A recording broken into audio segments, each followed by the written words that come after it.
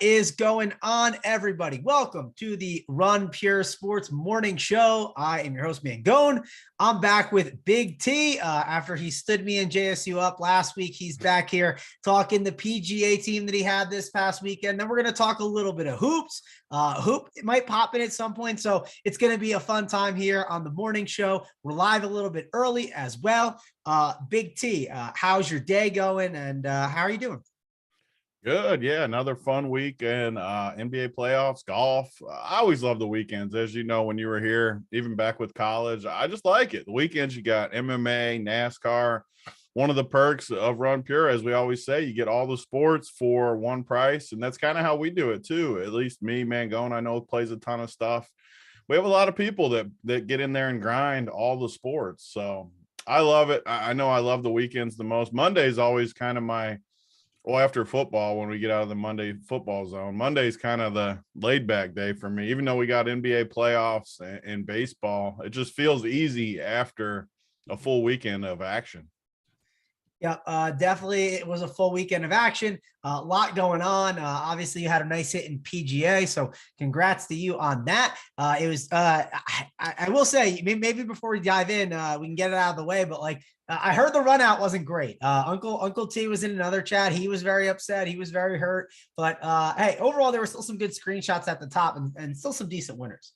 Yeah, I mean, all the Run Pure logos were up top going to Sunday. I know going into almost done Saturday, I was up it said 500K in winnings.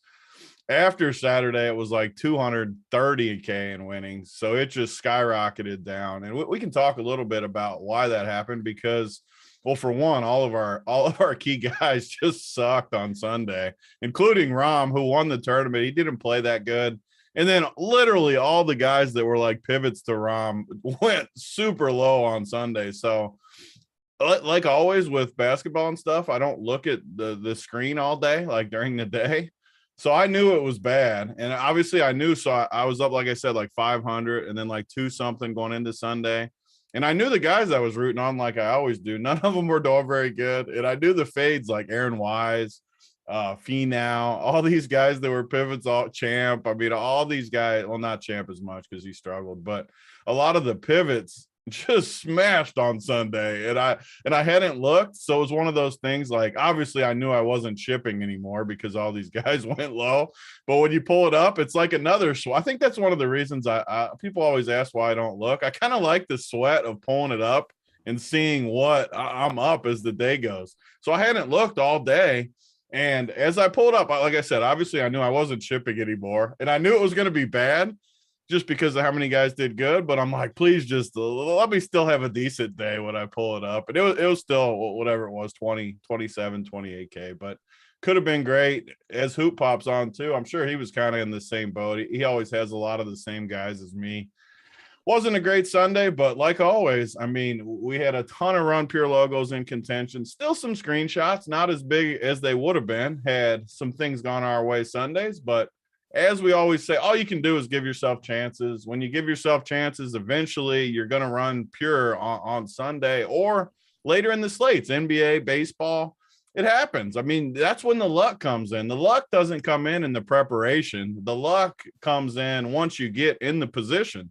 You need that late home run. You need that late strikeout. You need that late run from your bench guy that's cheap. You need a little luck once you get there. But at Run Pure, I think we give you a chance to get yourself in position to get lucky at the end of these things. Yeah, we haven't talked about the team yet. We'll pull it up here shortly. Hoop, you're here, and you're the guy. You played Rom. I'm sure your week wasn't too bad. I'm the guy who faded Rom, and Big T. I was in the opposite way of you. You guys all got home Sunday afternoon with Tony Finau got home on Sunday. I was sitting there, and I was like, I know this is probably not good for the RPS crew, but I will say this: my $0 I was returning randomly turned into almost break even. So when the dude freaking shoots 63, you're gonna scoot up. All these guys, the tilting part for me too, all the fades were right on the cut line. Wise, who I hated, made a 6-footer on 18 to make the cut on Friday. If you just get what's that? Answer was another guy. They were all right there. And that's another thing where the luck a little comes in because if those guys are one the other direction and they don't play 2 rounds, like it is just smash city for the ROM people with a lot of the cores we built up. Yeah. And I had Fino too. I'm surprised I actually didn't do better. Just to hop into the conversation here, because I locked Rom and I had like 30% Fino in my teams, and my cheap guys for the most part did well. Like I was on Garrigus, he made the cut. But yeah, I had a team in the 3K that was in third, just really needed. I mean, the only thing I really needed was Champ to probably get like second place, and I would have shipped the thing. And then he had that triple bogey. He started out well, he was like 3 under, then hit that triple, and I was pretty much dead at that point. And then I needed Adam Long. I believe Tony, you needed Long as well. I mean, we were on all the same guys basically last week, so it was a brutal run out. If things ended on Saturday, would have been much better for me, but you know, that's it. And the main thing is just got to give yourself chances. And what's the best way you give yourself chances? By making the stands, making fades. Even if you faded Rom, that's a move last week. A lot of people still will get a sprinkle. Like playing Rom last week at like 20%, I think was like the worst thing you could possibly do with your line. Like I think just a huge mistake in your lineup building process. If you decided to take an underweight approach on Rom, I think was silly. If you're going underweight, just fade the guy. If you're playing him, go way over. We talk about it all the time, like on our shows, the Tuesday show, the Wednesday premium show. I mean, those are the points that we hit on every single week. But honestly, I think in lineup construction last week, if you played Rom and you played him in the teens or 20, even like 25%, I think that was like the biggest mistake you could make with your lineups last week. Either fade the guy or you take an overweight stance on them. And really, like I said, it's the point that we bring up in all our shows. Yeah, actually, it's funny too. I was looking through my teams on Saturday once the cut went through, and I was like, "What's this one team that's at the top?" And I was like, "Oh, it's got a John Rahm." I don't know how I got a sprinkle. Somehow the builder said you have to have. You got a sprinkle? You were a sprinkler last week? I didn't mean to, but it gave me a sprinkler. Sprinkler. It gave me a sprinkle for some reason. I was like, why do I have one John Rahm? It was very weird. So I was just laughing about it. I was trying to figure out, did I hand build? So you had what, like 5? You made what, 50 teams? So you had 2% Rahm? No, I actually went to 100. So yeah, I had. Okay, so you had 1% Rahm? Yeah, it's hilarious. Yeah, that's even worse than the 20%. Awful.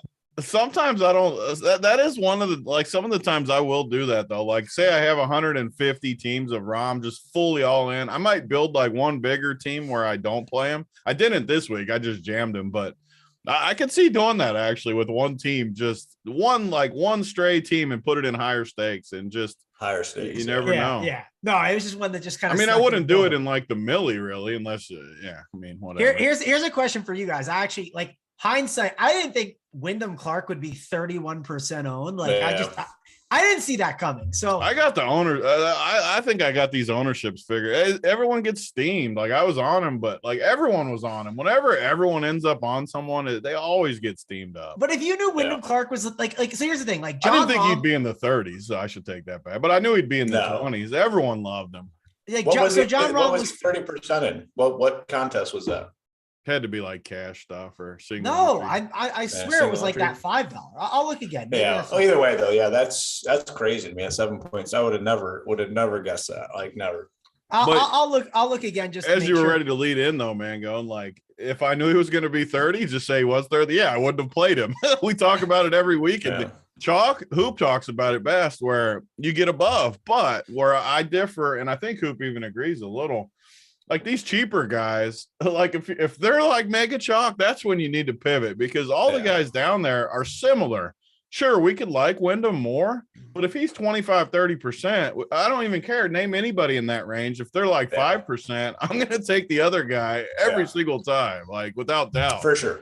The way we build teams, it's like, all right, it's going to force you to play like at least 40% Wyndham Clark. Like I'm not playing 40% Wyndham Clark. Like it doesn't matter. The higher guys like a John Rahm or a Scotty Scheffler, or, even if you like Rory, you can justify playing those guys at the higher percentage. You can't justify playing Wyndham Clark like 40%. It's just not the move for sure. Yeah, so it was in the $200 single entry. So that's probably why. So that was 31%. The $5, he was 20%, which is that is a big difference, but I'm surprised it was that big of a gap for sure there. But I'm definitely, when I saw that ownership, I was very shocked, and I was like, geez, like, and looking back, I was like, I think one thing you do, I don't know if you ever do this. I don't know if you guys do it, but like, I think you can group those guys away if you really want. Like, if you just think they're both high owned, like that's a way to like make those teams different. We're still just getting overweight on them. I don't think it's like a necessary thing to do, but those are rules that you can set that I know some people like to do. Big T, people are wondering, is the Mott's apple juice here? People I showed it to them. They were asking in the chat. I got a little drink. It's the morning. When you get me on these morning shows, people drink coffee. I'm not a coffee drinker. I'll drink a little apple juice. It looks very similar to the girly wine stuff. Everybody said it literally. If I poured 2 glasses, I swear you wouldn't be able to tell. Yeah, my wine is exactly that color. It's apple juice though. Yeah, well, we got the apple juice going from Big T. Big T, so talk about the team and like, I guess the construction of it, like why he did it, what contest was it in? I mean, again, you had Rom, you had Wyndham Clark together, and then you had Long, Riley, Lashley, and Sig, who I like Sig a lot this week. Yeah, so we had 4 out of 6. Really good team. Yeah, I mean, Hoop always says that we always have a similar build, and I don't really group people away. I just kind of play the guys I like in PGA. I know that's what Hoop does. My team, that was my main team, so super chalky. I don't worry about that kind of stuff. Sometimes I do like contrarian plays in PGA, even but not this week. I just kind of played the guy. Lashley was probably, I don't have the screenshot up on my thing. Well, Lashley my lowest owned. You had, I just had it now. You had a 9. Yeah. So Lashley, no, it was Riley and Long were both 9.03%. Lashley was 13.19. Lashley was higher on. Wow. Yeah. Okay. Sig was 16. And then you had Clark at 31 and then Rom at 52. So when I built the team, with my main team, because always my main team, I'm going to put it in whatever I play, all the single entries, all the stuff. I just want the guys I like. I don't worry about ownership as much. I mean, even in like this one, I thought it was a very chalky team, and I'm okay with that, like I said, because I want my favorite guys in my main team. I can get contrarian in the Millie stuff and do different stuff there, but I wasn't worried about ownership all that much. And like looking at the owner, you can see why. I mean, 9, 13, 16, like, well, what's the worst that could happen? Maybe a couple duplicates, especially with the Run Pure people. There were a couple of those single entries. There was like 6 logos. So I need to do better with not letting people know my full team because there was a lot of people running that same squad, which we were up top on Saturday. So that would have been fun if we had a little 6-way chop at a few of those single entries. But I don't know. I wanted to go all in on Rom. I loved Wyndham. Those were I knew they were going to be very popular, but I loved them both. They were both course. I wanted all the bombers, as we always talk about. And remember this course next year because it's like the most cut and dry bomber course I've ever seen. Like they just, the further the hitter, the better they were going to do for the most part. Obviously there were some exceptions, but remember that next year. I loved Riley. I don't know. It was all the guys I like. I wish we could pull up like the ownership thing, but I was way above weight on all of those guys. Probably the least percentage I had was maybe 30% really on my whole main team, or 25-30%.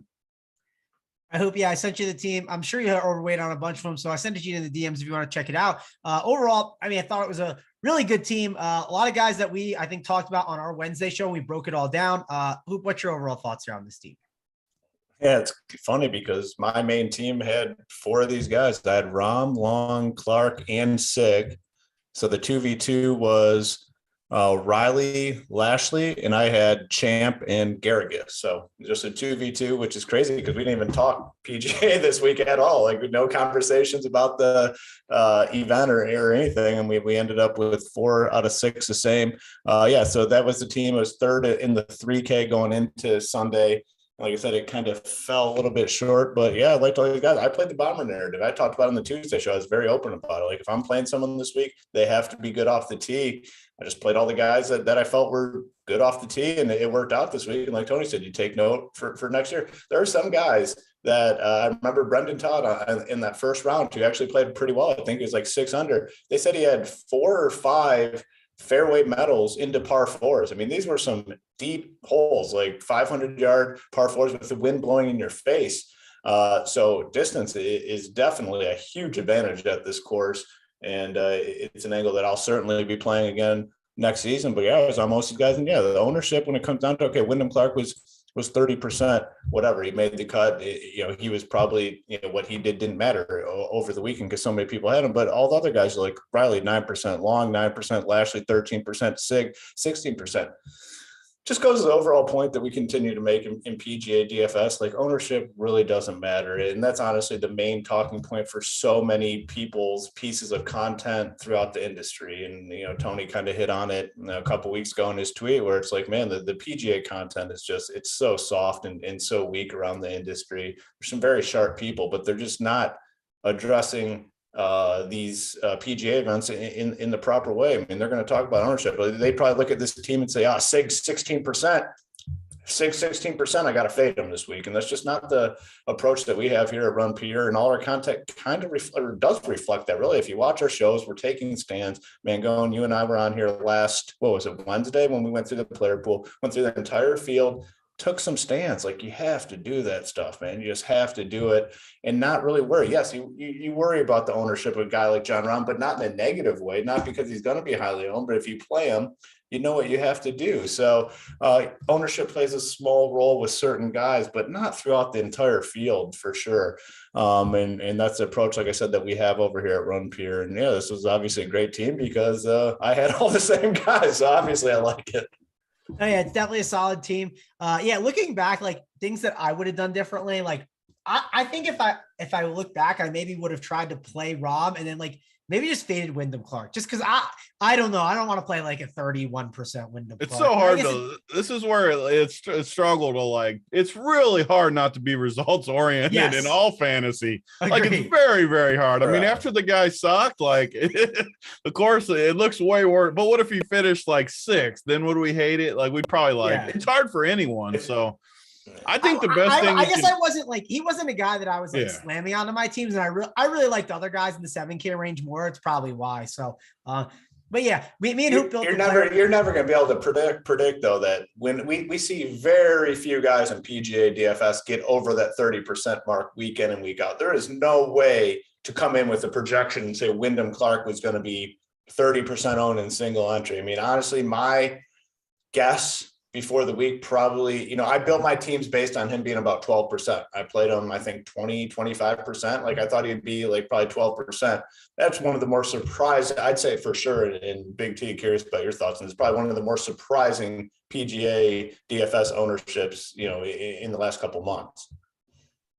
I mean, I agree. I obviously didn't think he'd be 30. I mean, by any means. I thought the reason I bring it up is I stared at a 2v2 before I like went to sleep, and I went back and forth. It was Wyndham Clark and Aaron Wise for my single entry versus Davis Riley and Charles Howell. And I said to myself, like, I know the one side is like just like way owned than the other, which is fine. It's not a big deal. But I just was wondering, like, what's the difference between those two? And I really felt like the Wise and like the Wyndham Clark, which is clearly better, not caring about the ownership, if that makes sense. So that's why I went with it. And then when I saw like it was like just like 31%, I was like, geez, like the one rule I agree with for sure is like when you have like a guy that's like you said, Big T, if we know hindsight what his ownership is going to be and he's a 7K guy and it's that high, those are like the guys that I consider the fades the most on.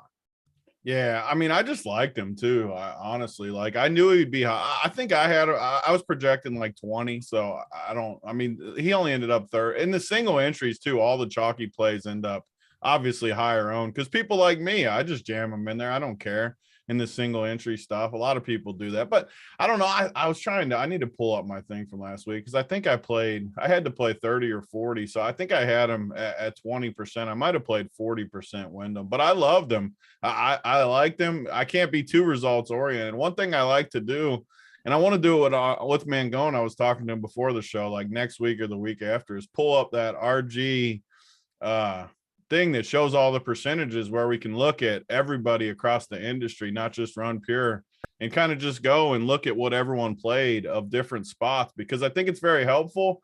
And I think it's better to do. AP does it some weeks on Thursdays for the people at Run Pure in the Discord, but just look at it Thursday before the results, because it's hard. It's really hard not to be results oriented after the thing. Yeah. So just see where everyone's at before and then analyze, okay, was Wyndham a good decision then, not after he crushes or he sucks. Yeah. So maybe we could even do it on a Thursday Mangone show after it locks. We could come in and look at the numbers on one of those. We should do that for a good one to do it for would be maybe like the major coming up, right? Because that's everyone loves like the day once the major locks and everything. And talking about that, so that'll be a good day to do that. We should plan for it.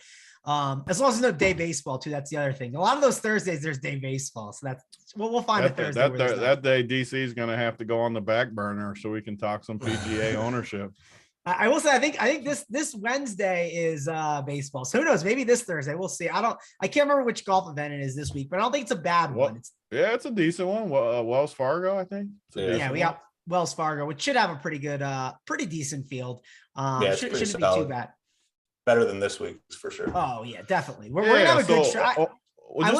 So Wyndham was only 17 in the millie. That's kind of what I looked for.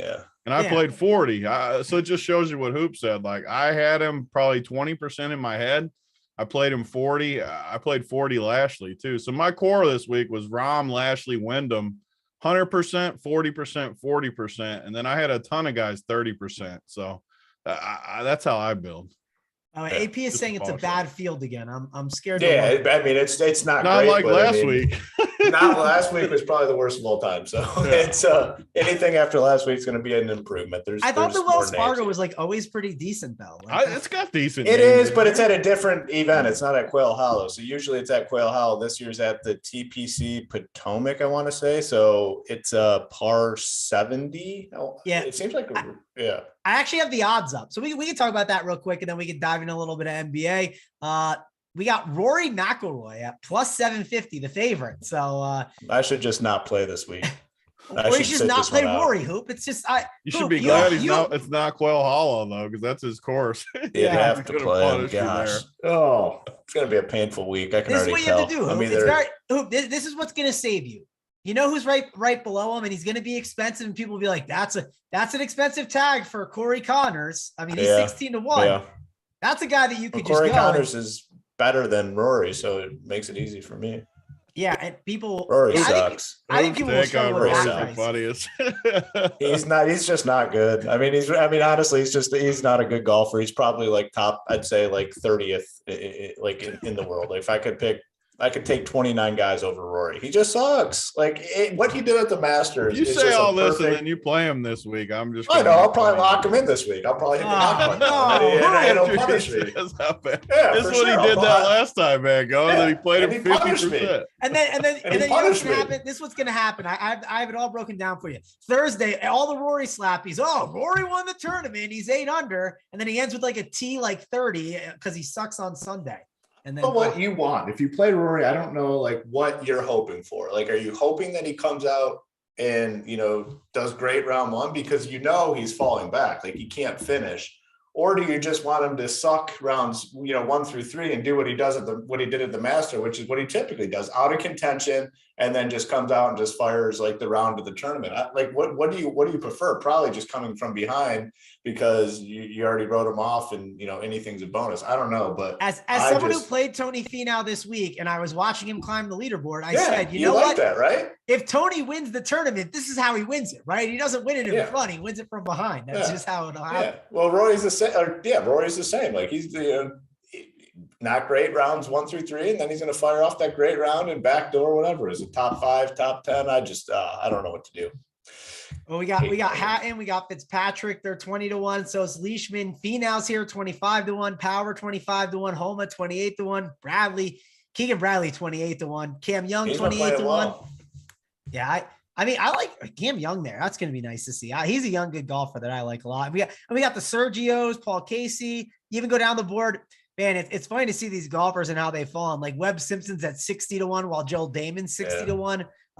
Big T's boy Brian Harmon at 65-1. Streel Daddy's out there. Like it's a good event for sure. It's not AP's right. It's definitely not like the best event, but after what we saw last week, it definitely feels a lot better. I'll say that. But correct. Yeah, way better. I mean, last week's was as bad as you'll ever see. It was literally like all the guys I liked the best were like Corn Ferry guys and then John Rahm. But that was another reason why I just didn't see why to fade Rahm. Like if Rom played and actually played decent, he didn't even play good and he won. Rom still sucked like he's been sucking. So don't think he was like incredible. I watched basically the whole thing. Like he wasn't good. He was just better than everyone in the field.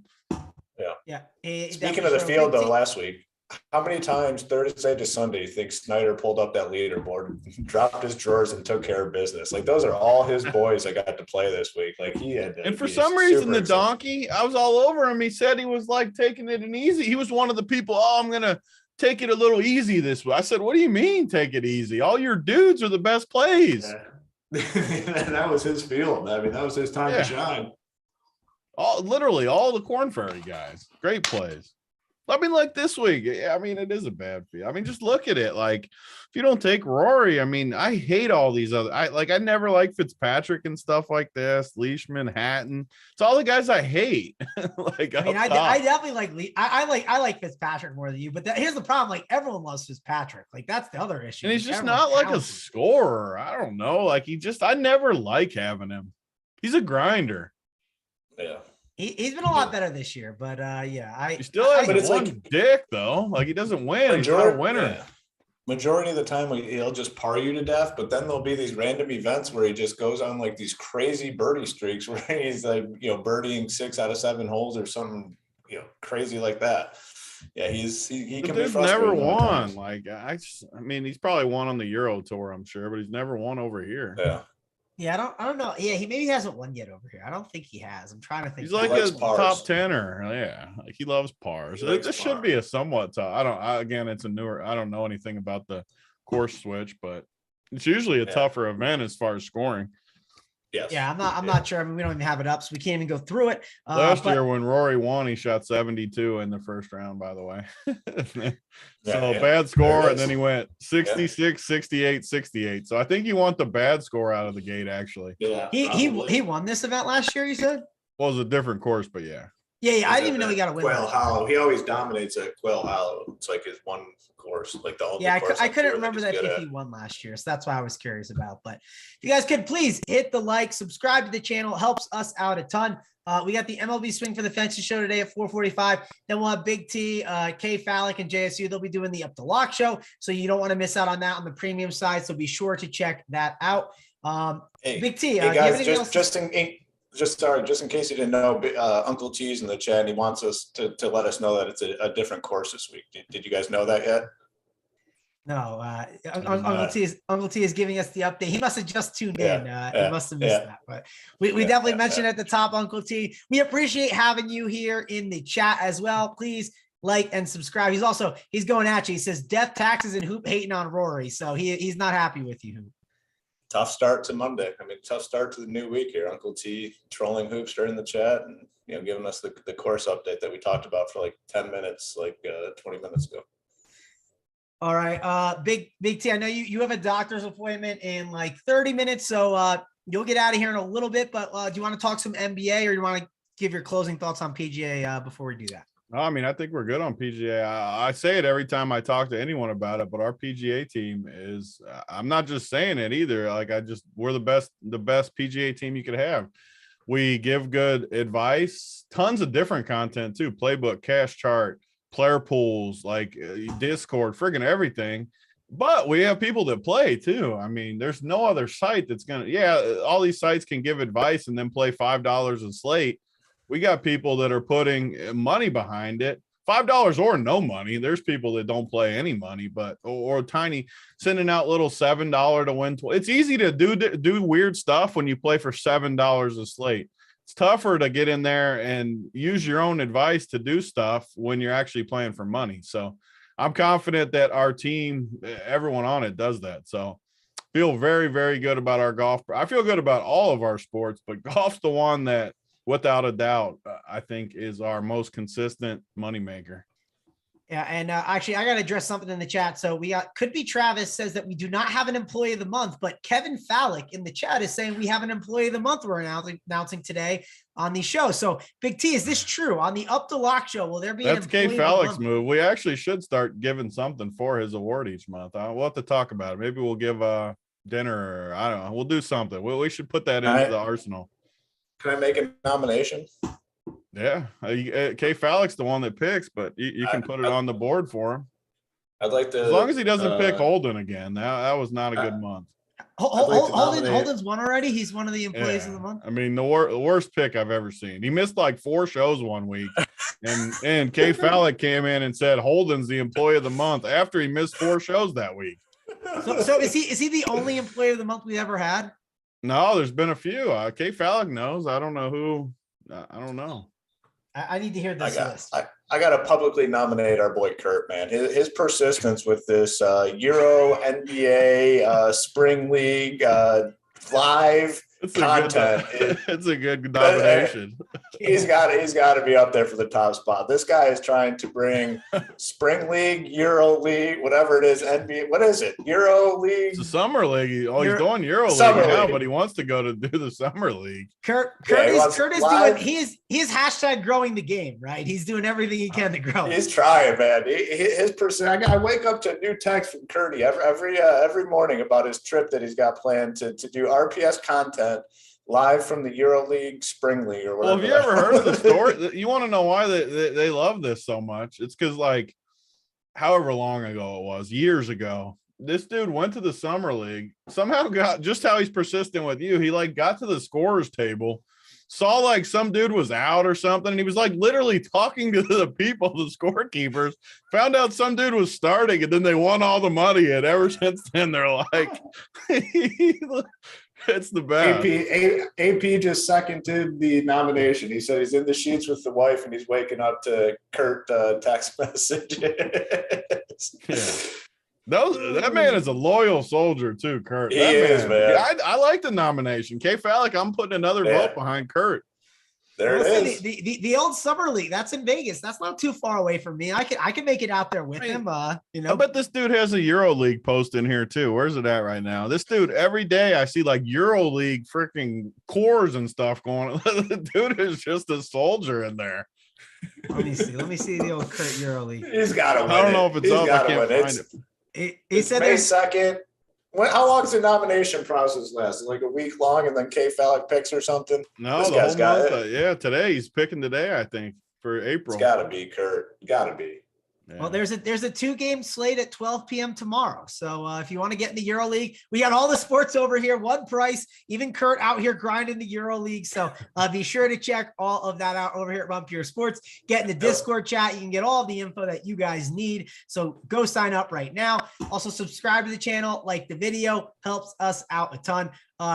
Let's talk some NBA and Big T, this is the first one I want to talk about. We talked on the phone before the show real quick about it. DeAndre Jordan is 5.2K, which, man, what a world. Is he going to start somehow? Is it Paul Reed? That's the first game. Kyle Lowry is another guy who's out, obviously, on the Up the Lock show. You guys will break that all down. You'll get the starting lineups. So you guys will be able to give really good insight on that once you kind of have that information. What's some of your thoughts here on this first game and some of the pricing that you've seen so far? Yeah, I mean, DeAndre Jordan hasn't played. I mean, he hasn't been good in a long, long time. So 5,200. Just talking to Mangone before the show, and the best thing that could happen as far as DFS tonight is for them to start him so that people actually consider playing him at 5,200 for DeAndre Jordan. Holy shit, I couldn't even imagine. But Paul Reed, I mean, if Paul Reed starts 4,200, he'll be popular too, and I think he's at least younger and decent. So I obviously he's been getting run too a little bit in the last series, like 10 to 12 minutes.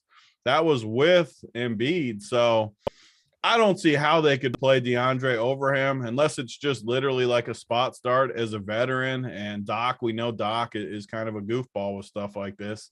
So maybe he starts DeAndre and he plays 6 minutes each half or something. But either way, I can't imagine playing DeAndre. And this series is going to be interesting because, for one, Jimmy Butler he sat out the last game, and I don't really understand why it sprung up out of nowhere. I'm sure Mangone knows more than me about this.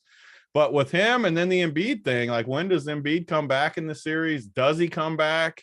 I kind of think he does. I mean, he was sending pictures of the mask on him and all that. But, man, if he doesn't play, does Philly have a puncher's chance? And what if Jimmy Butler actually has something wrong with him? Well, what's the Jimmy Butler story, Mangone? I think Jimmy, it's just like, it was just a knee soreness thing and they thought they could just win without him and it wasn't a huge deal, but I don't know. Here's my question. You asked me about you said there was something that I might know. I was too busy reading. K Fallick in the chat was saying Holden deserved his employee of the month. He did extra shows. He had to deal with Hoop's wife. So I don't know if you got a response. I don't even know what Big T said to me before, but I'm curious to hear what you have to say about this. She still talks about that. She was, a little perturbed by that situation. She was someone that's always spoke highly of Holden. There's not many people at Run Pier that speak highly of Holden. I will say I like Holden. I think he does a great job, but there's a small group of people that have Holden's back, and Mrs. Hoop was one of them until their altercation in Big T's office. So yeah, I can see why that played a factor for sure into him winning. So yeah, I guess that would be my official response. He burned one of his only bridges, basically. Holden did at RPS. It's a big bridge too. You can't be getting the wife's mad at you. That's a good way to get in trouble. Yes. That is definitely correct. I know when I'm at Big T's house, I don't need to make sure I'm on good terms with Big T. If I'm on good terms with Amber, I'm set. Tough to get on Amber's bad side. I'll tell you that much. Yep, you gotta like talk about some crazy stuff. Like G Risen's the only one I've ever seen on Amber's bad side.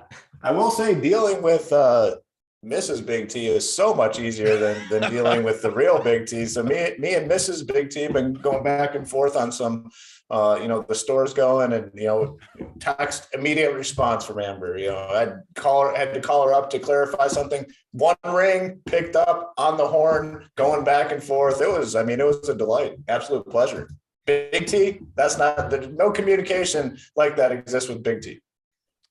No denial for me. She's definitely better with the communication. All right, Big T. So you were asking me something. I don't know what you were saying. If it had to do with Embiid or you something. You basically answered it, not realizing you were answering it because I was asking about Jimmy. Okay, yeah. Well, I know Jimmy. I just assume he plays and everything. He'll be fine. Let's go over to you, Hoop. What's your thoughts here on this Heat and Sixers game? Obviously, there's going to be no Embiid, so we got to see who starts. But maybe some of those other pieces, like maybe it's Tobias Harris, maybe it's Maxi or Harden finally steps up and looks better, even though he's 9.8K. What's some of your thoughts here on this game? Yeah, you have to imagine it's obviously Harden that steps up, the secondary alpha in this lineup. But in terms of the bigs, that's not a situation I think you want to mess with. And I agree, you want DeAndre Jordan starting at 5.2K. To me, it's pretty clear they're not going to play DeAndre Jordan 28 minutes. If he starts, you're probably looking at the first 5 or 6 minutes in each half. We've seen JaVale McGee with the Lakers in that role previous seasons where you just start the halves and that's it. You never come back in. I think that would be the case. I still don't even know if I want Paul Reed. They're not beating the Heat playing guys like DeAndre Jordan and Paul Reed for longer stretches. I would prefer playing Paul Reed over Jordan, but the guy that I think could sneak in and end up being the best play out of all of them is Niang. And he's a little bit cheaper, 4.1K. I think he's a guy, whether he starts or not, coming off the bench, I'm fine with it. I think he could play a big role in the series for the 76ers. But James Harden, I think, obviously is the guy that can pop up here. The problem is the Heat, one of the more difficult matchups, I'd say, for a guy like James Harden, but he's 9.8K, and he's going to have to do absolutely everything on offense. Yeah, it's going to be tough. Big T, I want to get your thoughts on that, but I do want to say I want to put in a nomination for Kurt as well, because I went in the EuroLeague chat and I just read about what he did, and he added everyone and said, we got a slate. And it sounds like Kurt was grinding, making sure they put a slate up. So, the dude goes after it every day, I'm telling you. He grinds it. Oh, it's too good. So, but Big T, what's your thoughts on Harden? Because I think it's a really hard matchup for sure. So do you have any thoughts here on 9.8K of what to do with him? Because he's definitely one of the spends you can't ignore on this slate. So it reminds me a lot of the previous matchup in a way with Trae Young, where he was completely derailed the whole series. For one, because he's too small, and it's tough on the small people when you get in the playoffs and they let you. Even with Curry in his earlier days, he struggled a lot with physicality, and Trae Young got abused. Harden is a little bit dustier these days than people realize. All the drinking and partying and clubbing and not freaking watching his weight at all. He's fat, but he's got all the usage. So you got to weigh the usage versus the matchup. And it's tough, honestly. Like, I want to say that he could crush, but man, he just hasn't been good. And that's with Embiid. Well, what if his usage gets funneled to Tobias Harris and Maxi? Are you interested in an 8K Tobias Harris and a 7-4 Maxi? Man, I mean, that's the problem I've had with Maxi too, is he's been so expensive. And I like Maxi probably more than Tobias, but the thing is, I mean, one of these three guys almost has to crush. So we talk about different ways you can construct your builds. And obviously we're going to do the premium show later today at Ron Pure, as always, so you can check with our final thoughts after we get more info with stuff. But I think you could set a rule where you want one of these three for sure on all of your teams, because I mean, one of these three just has to get there. Like, even if they don't play well, one of them should get there, even though the prices are high. I don't know. Like, if they play Harden how I think they will, and really run a bunch of bodies, exactly like Trae Young, almost just play him the same way, where you take him out of the series, run doubles, make other guys beat you. You would think guys like, I mean, the Danny Green price is hilarious, 4,800. Like, why couldn't they make Danny Green like 3,800 or something? Then you could consider him, because I think Danny Green he's going to get open shots. Niang, I love the Niang call from Hoop. He's going to get open shots. Like, can they make them though? That's another story, because they're not the greatest. I forgot Bassey's on this roster too. He could actually play some minutes in this series. Bassey was freaking good in college. He's so much better than DeAndre. Don't be surprised if you see Bassey later in this series making a difference. But I don't know, man. Harden 98, Tobias 8, Maxi 74. None of them. I don't have a clear take on that at the moment, but Maxi, I guess, would be my lean. I think Harden's a little dusty. Yeah, no, I'm sort of with you. And also, you mean you don't want the veteran presence of Paul Millsap out there on the court? Big T, not interested. I mean, the interesting. So again, we're going to talk more on the premium show, but these 2-game slates, you got to be a little different. It's different than the golf we talked about at the beginning, where I don't care about chalk. And these 2-gamers and showdowns during the playoffs, I do care. Where, like last week when we won all the money, we had 1% owned dude from who was it? God, who was the dude, Mangone? I'm drawing a blank now. The score, which slate? The score from the Hawks, I want to say. That couldn't have been Hunter? Hawks. I can't freaking remember now. You want DeAndre Hunter? Forget what some 3K guy last week wasn't even in the equation. We knew he needed his scoring. We played him. I think you can take chances on some of these, like Shake Milton. What happened? Troy Brown, 3K. Like, no one in the industry was on him. He was 1% owned. We gave it out on the premium show, and he shipped for us with a big game. I think you can take chances on 2-gamers like that. Like, you got Danny Green, 4,800, but you got, I mean, Millsap is awful. Don't get me wrong, but they need somebody. Millsap, 3K. Bassey, 3K. Why couldn't it be Korkmaz? Like, couldn't they? Korkmaz, 36. Exactly. 36. Shake Milton, 37. Those are the guys I think you should take chances on. Yeah, they suck, but it's different to take a chance on a dude at 3,300, 3K, 3,600 than 5K. It's just a big difference, as we always talk about. So, yeah, Korkmaz could be the guy. I think that's a pretty good call there. Yeah, I mean, if they need someone that, like, on switches and stuff, I could see it, but I don't know. We'll have to see. Big T, I know you got to run out. I'll cover in Croatian middle school DFS hoops. Dude's got me in tears. He's got me in tears. Oh, geez, it's too good. Big T, I know. Yeah, Melton yesterday. The dude in the chat said didn't expect Melton. Exactly. What people don't realize. So all year long in NBA regular season, right, Mangone? Go to the projections. Make your teams, you'll do pretty good. Like, that's just the way. In the playoffs, you can't do that. You can't just go pull the projections up, because matchups change. Like yesterday, Melton got it going. There's no way anyone played Melton, and he shipped all the tournaments. So you got to take more chances when it gets to the playoffs. Oh, yeah. No, I'm with you. You definitely have to have to look into that stuff. I think it's important, and taking those chances, you can gain a huge edge by doing it. Big T, I know you got to get on out of here for a doctor's appointment, so we can let you get out of here. We'll just close out the final game, and then we'll close out the show. So if you want to check out Big T, he'll be on the premium show. Big T, final thoughts, maybe tell people what they're missing on the premium show real quick, and then get on out of here. I talked about golf, but basketball is another big edge in the playoffs because of exactly what I just said. The other sites, they're going to be able to tell you the projections, and they're going to go with it. They're not going to really break the stuff down. We're going to break it down and give you some contrarian plays, which you should want in the 1 and 2 gamers. Yeah, it's not always going to work out. I had my worst slate of the playoffs. What was it? Two slates ago, I think. I had just a bunch of bad takes, but we're going to bounce back, and you have days where we crush. We're going to give contrarian takes, though, which is fun for tournaments. I think people should like it. So check out the premium show and enjoy the rest with these guys. Yeah, here's the last thing I'll give you, Big T. On April 30th, and you can't trust Doc Rivers, but this is what he said.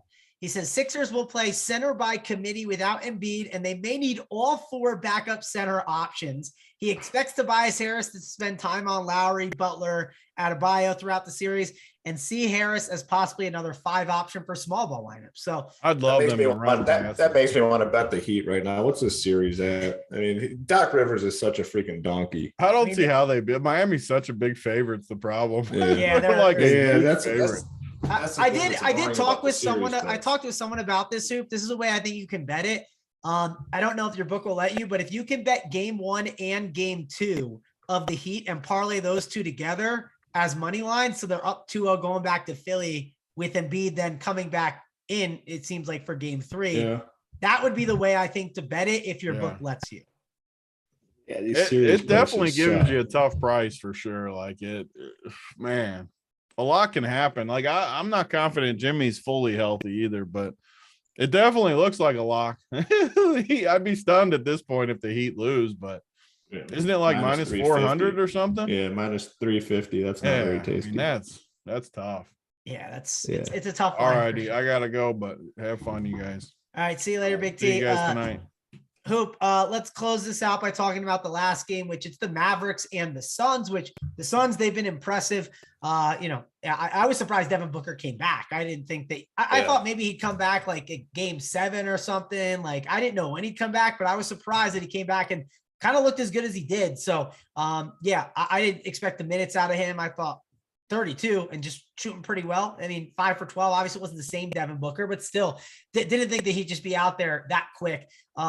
Obviously, there's a little bit more time for him. The rest, you got Chris Paul, too, you can go to at 9.1K. DeAndre Ayton at 7.7. Those are the big guys on the Suns. And then the one on the Mavericks, it's Luka at 11.2, which, this is not the easiest matchup for sure. Dealing with Mikal Bridges. Like, that's the one thing. Like, we talked about Harden, 9.8K. Like, yeah, it seems like a good price tag, but you do have a tough matchup. But Luka, the usage is all there. But, man, like, that price tag with Mikal Bridges on him, it just seems a little tough to take that price tag. So what are you doing here with this Mavs and Suns game? Yeah, and then you factor in, the fact that we don't have a ton of elite value. Obviously, 2-game NBA slate with tighter rotations. It's hard to get up to that 11-2 price tag where, what would you set as projection at? Maybe like 55 fantasy points or 56 or something. Obviously, you can go higher, but like the median projections in the mid 50s, which probably isn't enough at 11-2. So, if I'm deciding between spending on Luka or Harden, I'd probably just go with Harden and save $1,400 on DraftKings. Brunson obviously had a really good series last time out. Or last series. But man, the Mavericks continue to be a very difficult team for fantasy purposes. Booker played 32 minutes in his return. So you have to imagine probably 35-ish here. I think he's definitely a fine option. Chris Paul. And then Jay Crowder's probably a guy we have to look to by necessity. Probably going to play about 30 minutes and has a fair price tag. And, that's kind of all you're looking for in these NBA playoff series. So Ayton, another guy in that mid tier, like if you end in the mid 7s, I think he's a totally fine option too. So, it's not easy to build NBA playoff DFS lineups, but our guys obviously up to lock are breaking every single angle down and really diving into this on the premium side. Yeah. How sick of rostering Jay Crowder are you? We had to deal with him in the bubble, right? For that whole playoff stretch. So you literally had to pound Jay Crowder all playoffs long. Then he's with the Suns last year and now this year. Gosh, I'm so sick of playoff Jay Crowder, but he is going to be in our lives at 4.6K. Just depends if the shots fall for him. Seems like an okay play, but the one thing about some of these Mavs, I wonder, like, do you think there's a way where if Luka's going to have Bridges on him, like, a guy like Dinwiddie at 5'6" becomes a little bit of a better play because some usage might be funneled from Luka to a Dinwiddie as a secondary ball handler. And like at 5'6", like this is one thing that like I remember Big T was talking about with Derek White yesterday. He basically said Derek White's 4K now. Like it's a price tag he felt like he overlooked. And I don't want to just overlook Dinwiddie. Like the price is now 5'6". Is that a good enough price tag or do you need that to get cheaper there? If deciding between like him, Bullock, DFS, like I'm definitely playing Dinwiddie. There's clear upside there. And yeah, if Luka has to defer a little bit, I think Dinwiddie could have a big series. So he's a guy that I have a ton of interest in. I like Brunson a little bit. How much run do you think Powell gets at 3.5K? I mean, it's tough to say series to series, and a lot of coaches will shift rotations. He's only 3.5K. I mean, any interest in a guy like Powell? Well, I think he has to play. Like, who's he? Like, The problem is against so last series they were playing Gobert, and with Gobert just literally won't go out to the 3-point line, so that's fine. Aiden will actually go out to the 3-point line and defend, and I don't see them going to like a Maxi. Like they're going to play Maxi and Powell. It just depends what's working at the time. I assume they stick with Powell a little more than Maxi now, but as the series goes on and like the more that they're down, you're going to see them abandon Powell and go to Maxi mainly because of that. Also, another reason why I think they want Powell in there more, at least to start, is his screens can help maybe get Luka open more against Bridges, right? Because he's a bigger body, if that makes sense. Yeah, no, I think that definitely makes sense. And I mean, he's going to be out there, but in terms of Powell, the production has not been great. But I think the overall point though, man, when you build these teams, especially for these 2-game slates, like it's not easy. Like you have to make some big time sacrifices. You have to make some uncomfortable plays in these lineups. And, it's not going to be like the all-star teams that a lot of times you can build in the regular season. Yeah, my biggest takeaway right now, looking at like the center position, I don't see many centers that I'm in love with, right? I see Ayton at 7.7, which is fine. Bam Adebayo 7.3, not a bad price tag, but not jumping to play him. DeAndre Jordan 5.2, Paul Reed 4.2, Maxi 3.8, and Powell 3.5. One thing you're going to see on some of these slates going forward is some positions are just really bad. I think punting the position makes a lot of sense at times. Like yesterday, I thought shooting guard was fine. There were some good plays, but I felt like punting with Gary Payton was the correct call, mainly because I thought he was going to get more minutes, and I thought that it was one of the weaker positions. I like to try and find the weaker positions and like go cheaper at them if I can to get a lot of the things that I want. I could see that go here with like this game at the center position. I believe Paul Reed will start, and he'll just be a very chalky option that you plug into the center, but like he's also power forward eligible. I want to make sure I get him in at center because of how weak the position is, if that makes sense. That certainly makes sense. I mean, you got, at Bam at center at 7.3, fine option, 8 and 7.7, but I'd be totally fine just going all the way down at that position and saving some money. So I agree with you there. All right, Dante's got a question in the chat, which, hey, if you guys have any questions, fire them away real quick. And before we get out of here, we can answer a couple of them. Dante asks, what about leaving salary on the table? Does it matter on a 2-game slate? I think it's a great way to be unique if you want to. Just got to make sure, like, when you leave the salary, like, don't leave the salary like Paul Reed to like DeAndre Ayton, right? Like, that's probably too much. Like, make sure whatever you're leaving, it's a comfortable amount where it makes sense. Like, you can leave $700. It's not a problem. But, like, if you're leaving 3K, you're probably making a mistake, right? Yeah, I think the main thing with leaving salary on the table, like don't go into, if you're building a few teams by hand or something, don't go in intentionally leave salary on the table. But, if you have a team that you really like and it happens to leave salary on the table, don't start searching for upgrades just to fill the salary. So that's always, in most sports you can apply that to. It's always been my approach about leaving salary on the table. Don't actively seek lineups to leave salary, but if you build a lineup and it makes sense, be okay with it. Yeah. Another thing, Hoop, like, let's say you think Harden's like the best point guard on the slate. And then you're like, I have $1,200 available, right? I have $1,200. I can put Luka in there. Well, if you don't like Luka, don't just put Luka because you have the salary. Play the guy that you like there. I think that makes sense because Harden and Luka, I mean, the difference isn't going to be massive. But yeah, I think that's definitely a good rule of thumb. Play those guys that you like, but make sure you're not leaving like $3,000 on the table or anything like that. I see people in the chat talking about Thibault. Not super excited to play Thibault, so I would not be jumping to play him. Yeah. So Hoop, I guess before we get on out of here, let's go through like the schedule for the day. So we had this show, obviously 4:45 MLB Swing for the Fences show on the YouTube channel. I believe 6:30, unless K Fallick makes it 6 o'clock. I know NBA locks at 7:30, so either 6 or 6:30. You'll have the final countdown show with K Fallick, JSU, and Big T. Hoop, what are some other things on the schedule for this week that we want to touch on?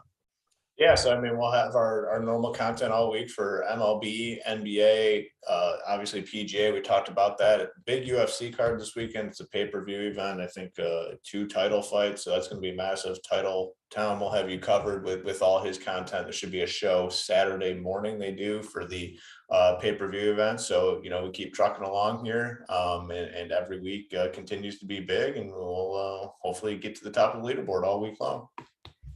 All right, and K Fallick informed me in the chat, it's a 6 o'clock show. You get the employee of the month is given out by K Fallick himself because Big T has a game at 7:30. So, Big T's got to get out there on the court. So that means during the Swing for the Fences show, K Fallick's going to be in there pushing us along the whole time, right? Oh, for sure. K Fallick, he loves going in there, but I think it's a pretty short MLB slate. I think, I don't know if you're going to be on the show, Hoop, but I think it's fine. I'm on there, Only 6 games. So, and it's a, earlier MLB lock, 6:40 p.m. for the MLB. Right. So you don't want to miss on that. Also, hey, if you're not in the Discord chat, 11:15 a.m. there's a 2-game early slate. I'm sure there's people talking about that slate, 20K to first. If you want to jump in and play some MLB, get in the Discord chat. I'm sure there's people giving out a ton of info over there right now. If you guys could like and subscribe to the video, again, helps us out a ton. That's when you get notified that we go live. That's when you can make sure you don't miss out on any of the shows. Like we kind of went early today. We normally go at 11 o'clock Eastern in the morning every single day, Monday through Friday, but we went a little early for Big T. That way he can get to the doctor's appointment. Hoop, final thoughts before we get on out of here.